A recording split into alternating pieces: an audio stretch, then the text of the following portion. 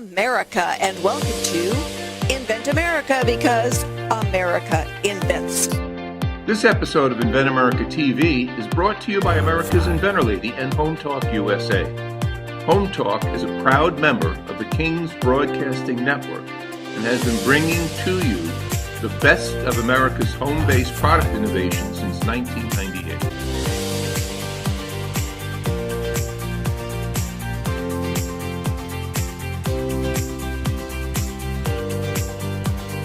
This segment of Invent America TV is brought to you by the law offices of R.P. Baraska. RPB law offices have been bringing corporate-level legal expertise to the independent inventor community for more than 20 years.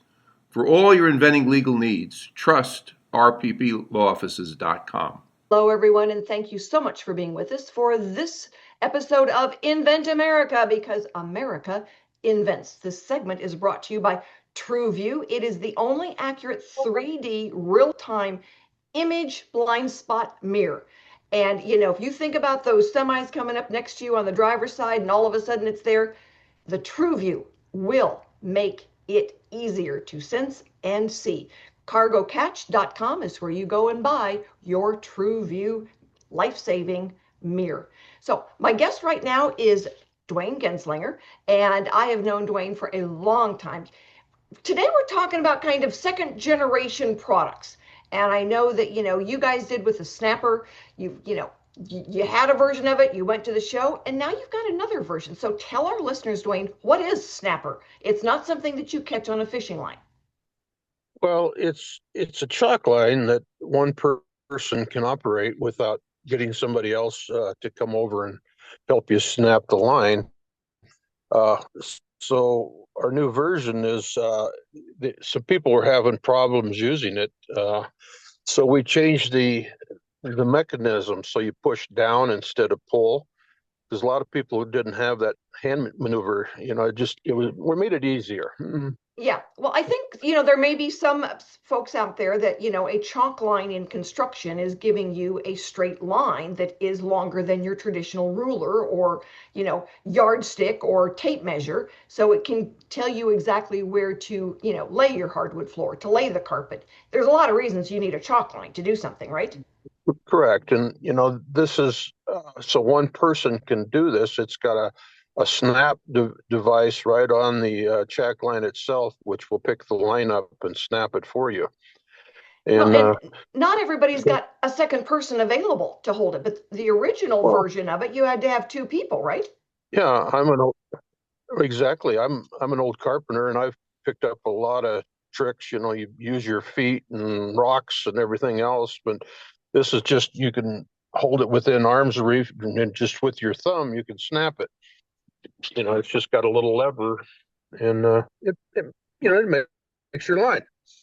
So when did you and Jerry realize that, the next generation was kind of going to be needed? Well, we were working on it, and everybody, you see people's hands, they just couldn't get a grip on the way, because it takes your thumb and you just pull up on it and snap it. So a lot of people just didn't have that maneuver. So all now it is, you just pull it and you just push a button and it snaps. So it's a lot easier. That's great. And it's longer as well, right? It's bigger and longer, right? We've made it probably half the size bigger. And now we could go up to 100 feet. Awesome. So it works real well. All right. So your original one, you made some, you were selling some, right? You guys could make them yourself in the shop? Correct. We were doing 3D printing. We kind of need, we need somebody to kind of take it and do a injection mold. We haven't got that far yet, but we're working on it. It's a hard way it takes time.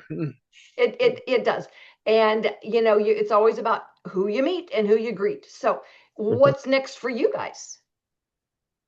I don't know. Your show. You are going to ASD Market Week with us. You've got a spot right there at the end, close to that badge pickup area and the tool section. Mm-hmm. So I am looking forward to introducing you to Tolson Tools. They only do wholesale, which is kind of cool because that means they're going to buy 500 of these at one time instead of 5. So Well, I look forward to introducing you to all of them. yeah, I worked all weekend on a a sample for the slider too. So I've got different applications, and I think maybe people can look at it and kind of know what it's for. Before it was just a piece of plastic. So I think, once they see all these different applications, I think it'll be needed in a lot of places. So tell our listeners, what is the slider besides a hamburger from White Castle? Well, the slider, you electrical box. When they do wider trim, you'll see the house itself. You have to, a lot of them will cut the plate so it overlaps on the receptacle. And what we're doing is it's a device that moves that switch over so you don't have to cut the plate. It's just it's an electrical device. Okay, It's a so fastening device. We don't need UL improved. okay, that's great. I Good. was just going to say, I know enough about electricity to say, okay, this doesn't work. I'm going to call somebody. Well, yeah, this would be mainly for electricians. I'm trying to get one in every truck. So, in fact, this morning I got a call from a guy in Fort Collins. He wants 4 more of them. So that's, it's encouraging. Yeah. Is this something that you and Jerry can do, with Rapid Prototype Machine as well? Yeah, they're 3D printed, and I finally got a 3D printer, so I don't, I'm trying to get that worked out so we don't have to farm it out. So So we're what we're, do, we're working. what do you and what do you and Jerry do that allows you to come up with these, a better way of doing it? Well, just experience. You walk down we're in the construction trade, and you see something that might make our life a little easier. That's kind of where we're at. At one time, I saw an electrician. He was tearing out drywall, moving a plug because it was too close to the trim. And I just thought, man, there's got to be a better way. And that's why I've come up with this.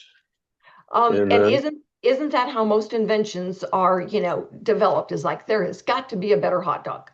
oh, exactly. So that's where and we've went through probably 15 different stages of this product, and now I think we've finally got the finished product, which works real well. Excellent. So, So right now, where can someone go to be able to find your product and order one? my website, Duane Genzlinger 76 at gmail.com. That is your Or email address. that's my email, All or right. you can call me on my number.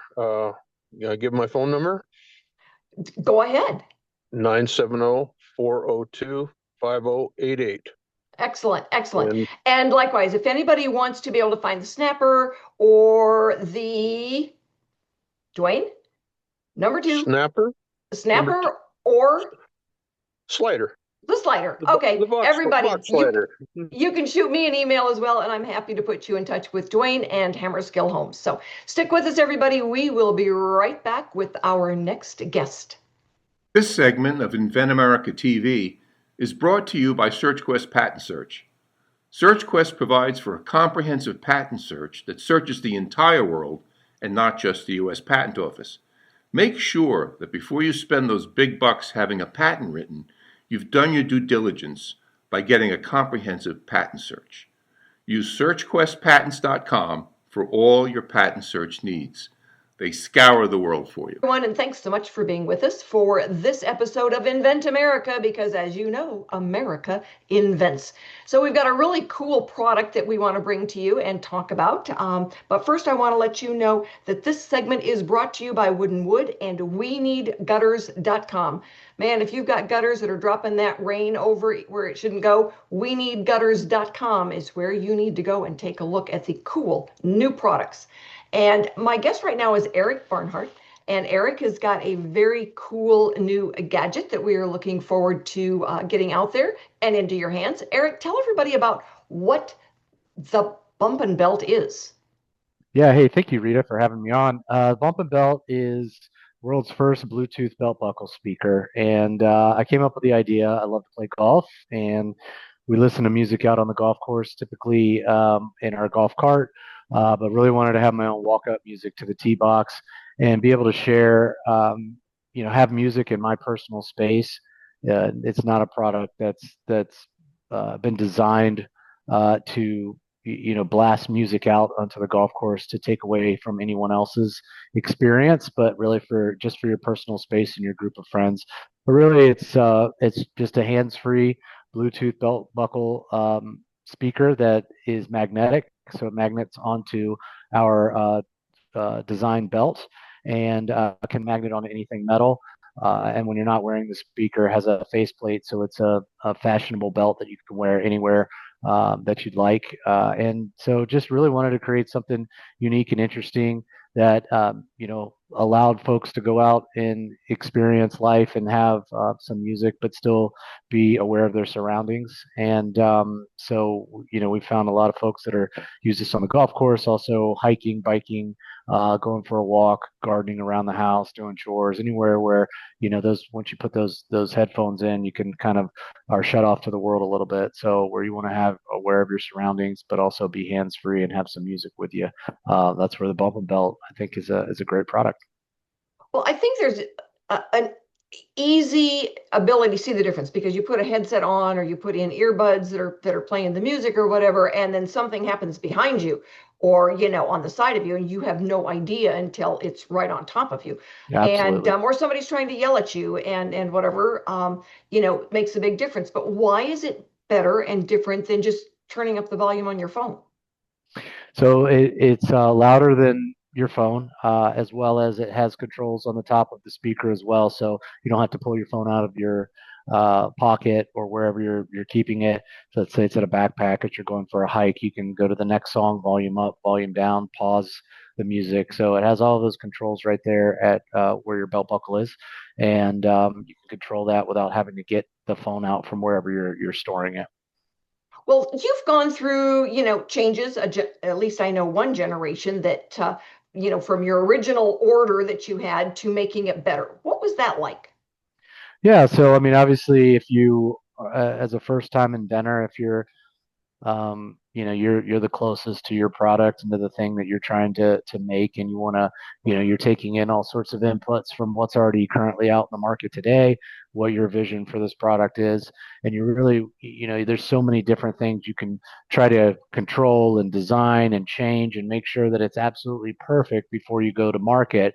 Unfortunately, that takes time and energy, and you're not going to get it perfect to what your target market is out of the gate. It's a difficult thing to do, and you really need that feedback from your user base and from your target market to say, "Hey, here's what I love about what you've done. Here are the things that I would, suggestions." And obviously, you get that user feedback pretty quickly, and then have the opportunity for version 2 to make those adjustments. So we the magnetic pull on the back of the speaker is strong enough to hold on to your belt and also on anything metal. But we wanted to make that a little bit stronger just in case, let's say you are playing golf and you start to hit a bunch of bumps or you're driving off road. You don't want that you want that to be secure on the golf cart, and so able to do that, as well as figured out through working with different manufacturing partners, what are the capabilities of the speaker? How do we make the speaker sound better and louder for your personal space, as well as the Bluetooth range? Increase that so you can move further away from the source of your music and still retain that sound quality. So those just take time and effort, and sometimes there's new technology that's kind of being developed and put to market after you've already gone to market. They're always making improvements and enhancements on all the other components as well. So. Well, I think you hit a couple of things right on target there. And one is that you've got to get it out there so that people can give you feedback because perfect doesn't happen in any world, and technology changes. So you can make something better And if you had waited, somebody else would have beat you to market, because one of the things we've learned is that, for the folks that are coming up with a solution to a problem or making something better, somebody else is thinking about it too. So, getting the patents filed and getting the feedback so that if you're just asking your mother, what does she think? She always thinks you're wonderful. Now you ask another consumer out there on the golf course and they say, oh, it'd be really cool if it hadn't fallen off when you flipped over a rock. Right. Exactly. That's So so. Yeah, it takes time to do that too. To make tweaks and changes, and then work with manufacturers. Is it feasible? Get samples. Work around holidays that the manufacturer may have. So it's just it takes a little longer than you would anticipate or plan for. So let that be absolutely. to any inventor out there. Just it's going to take longer than you think. Absolutely. So what's next? How are you going to get it out there? I mean, you did a first round and you were selling them online, but what's next? Yeah, so we have some interesting parties that are looking to license our patent. So we do have 2 utility patents on the Bumpin Belt and another patent pending for another product that I'm looking to launch. But there's 2 separate camps, right? There's the design and development and bringing a product to market, the inventor side of it, and then there's the sales and marketing and relationship side to try to build at the same time. So you know uh, you could be great at one or better at one than the other. And, from a marketing perspective and sales perspective, been able to meet some great people who already have established retail and wholesale accounts and relationships that'll help get this out to those folks who might not be seeing any of the social media advertising that I'm doing, or find it via, search engine or website. So excited to see where this goes in 2026. And yeah. Well, you were talking about the fact you can't do everything. And I know there's been multiple times and you said, I've got a day job I like. Yeah. And so being out there and selling this all by myself, well, the manufacturing is a full-time job if you're going to do it right. Sales and marketing is a full-time job if you're going to be able to do it at all. And then actually, oh yeah, running the business, keeping the books is another full-time job. And Right. for most inventors, by the time they realize those price points, you know, the consumer is God when it comes to pricing a product and what they're willing to pay for it. And by the time you bring on some of those other people to help you, you're not making any money at all.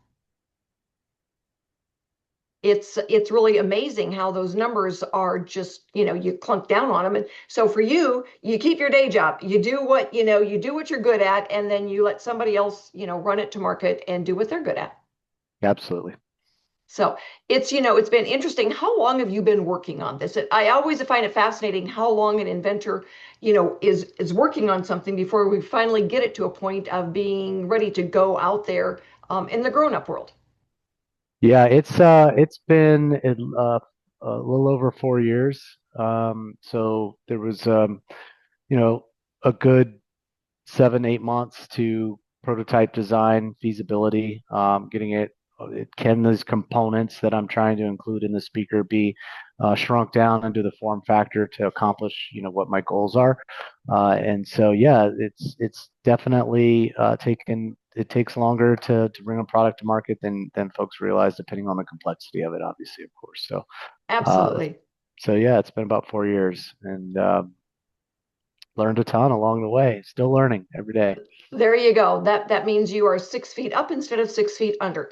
That's And it. everything we do, we keep on learning. So if you are out there and you are an inventor, all right, and you need some help, get in touch. Rita at inventorlady.com, 303-910-8889. My phone number is out there everywhere. And listen to us on King's Broadcasting Network, because we give new information every single week. And you, my friends, get to meet those inventors and find out where you can get their products. Eric, quick, give us the website. At bumpinbrand.com, bumpin brand brand.com. You can check it out there.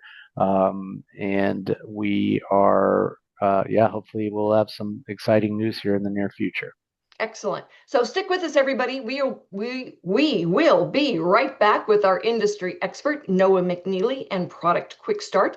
You know what? There is always a lot going on, and we are going to be right back after we pay some bills. If you're an inventor or you know an inventor out there who would just like to be able to have a conversation with other inventors, join the Inventors Roundtable. It's free. The meetings are virtual, so you can be anywhere in America and talk to another inventor. And for a lot of folks out there, understanding the process, being able to ask questions, getting good service provider information is critical to the inventing process. So, got questions? Want to join? It's free. inventorsroundtable.org. Everyone, and thank you so much for being with us for this segment of Invent America. My next guest is Noah McNeely. He's our industry expert, so he helps those inventors when they say, okay, I need to do it better. Here it is. Let's make it better. So Noah, thanks so much for being with us, and tell our listeners a little bit about yourself and what you do. Well, I've been developing product for about 25 years. My background is in engineering and design, so I kind of speak both languages of product development. And in my career, I've done all sorts of products, everything from medical devices to toys to consumer products. And I'm all about making stuff. So everything from design to engineering to prototype development and then coordinating manufacturing. So like I tell people, I can help you fill a warehouse full of product. I don't help you sell it. I don't help you license it. That's up to people like you. Well, and I don't do manufacturing or prototyping, so that is up to you. And that is why we work so well together. So how often do you find an inventor that either one says, oh, I'm not ready yet, it's not perfect, or the one that goes out the door and gets the information and then says, okay, let's make these improvements? A little bit. I get it. It's a weird question because I get everything. On one hand, I get inventors that come in and they're like, they think their idea is perfect and they don't want to hear advice. They just want me to do what they've done. And in 5 minutes, I'm like, well, there's 800 better ways and cheaper ways to do exactly what you've done and to do it better. Some people don't want to hear that. That's okay. They're not good clients typically. Others are very surprised that we can add improvements, and they're very eager to have that happen. And we get in and we do that. And some of the improvements are better features. Some of it just makes it work better, makes it more durable. But a lot of times it's about making it where it can be manufactured at a reasonable price because they come in, they've got this thing they put together or this idea, and it's $100 product, but it's not $100 market. So we need to find a way to make that a $10 product or a $20 product. Or whatever the market will bear. All right, now that sounds like a magic trick to me. How do you take somebody's rapid prototype that they're saying, well, I've gotten some pricing and it's going to be $100, and they've heard now that it is basically a $20 product in the retail marketplace. How do you help them get there? What's the magic? Well, there's a few elements. One is what we call reductive innovation. It's engineering for value, engineering for cost out of a product. Sometimes that's part of it. That's just simple stuff. Well, not simple, but it's direct stuff like can we use less material? Can we use different material, et cetera, et cetera. But sometimes, to be honest with you, it's almost more of a therapy session where I'm trying to convince them that they don't need that feature because that feature is adding $18 and that only addresses 5% of your target market. So let's drop that feature. And some people get very attached to their ideas, and we just have to go through this process. So I'm like, that's great. We'll make the product you want, but you'll never sell them. So I don't know why you want to do that. Be honest, straightforward. And I'm getting too old not to be honest and straightforward. Time's limited. I agree, and I understand because there's times when it's like the manufacturing prototype needs to hit a price point, and the consumers out there, they're going out there and they don't understand that how much tug of war has gone on getting it down to the sweet spot, and where one product might be in Nordstrom's, another product is a Walmart. And it could be the same darn thing in the box. It's just one is made out of a different material. But I think for a lot of inventors, when they go to you, they don't realize that, if the door opened this way instead of that way, it would take $5 off the price. Yeah, I mean, sometimes it really is something simple like that. Sometimes we have to do a lot more work to find those dollars that we can take out. Every project's different. Some people have things as simple as coat hangers. Other people have things with circuit boards and motors and all sorts of widgets on it. So it's again, I work on all sorts of stuff. So it's hard to have a short answer because they're all different. Yeah, I mean, we had a guy last year that had a really cool set of building blocks, and they were different. All right, but he made all of his in his wood shop out of wood, and it's like, but then when he got to the point where he wanted to sell them, parents just wanted them because they were cool in the way they taught math. All right, they didn't care if they were made out of wood or plastic, and the wood made them very expensive. So when he went to the trade show, everybody said, I'm not going to pay that amount for them. My kids are going to, flush them down the toilet and bury them outside and play with them in the sandbox. We want them to learn the math, but we're not paying for the wood. Well, then when he got the pricing on the plastic version of it, holy cow, he was right in the sweet spot of what he needed. Yeah, and again, people, a woodworker is going to get attached to doing it in wood, and a lot of products can be made out of wood, but sometimes you have to target a more like a luxury version of that product. You might not sell as many, but you have more margin. And then you come down and do the plastic version, and that's your mass market version. Either can be a successful business, but you've got to have the business planning behind it. And at the end of the day, if it's something nobody's going to pay for, there's no business. Right. Absolutely. I mean, we have had inventors that tell me something, cool that they've done, and I'm thinking, I'm really not sure there's a market for that. And then I've had other ones, tell me, and it's like what they've done with their product, and it's like, okay, you need some help on this because this should be a multi-million-dollar product, and it's not. And then you've probably got the ones that say, my grandma loves it, so it's got to be a good product, right? My grandma and my mom and her neighbor, they all love it. Exactly. So if you're out there and you know anybody that needs some help with a prototype, getting their product into the marketplace, Noah McNeely with Product Quick Start, he's your guy. Give us a call. Let us know. Thanks everyone for joining us today. We will be back next week with more stories on getting products from mind to market. We will have new inventors and industry experts. So join us and have a wonderful week.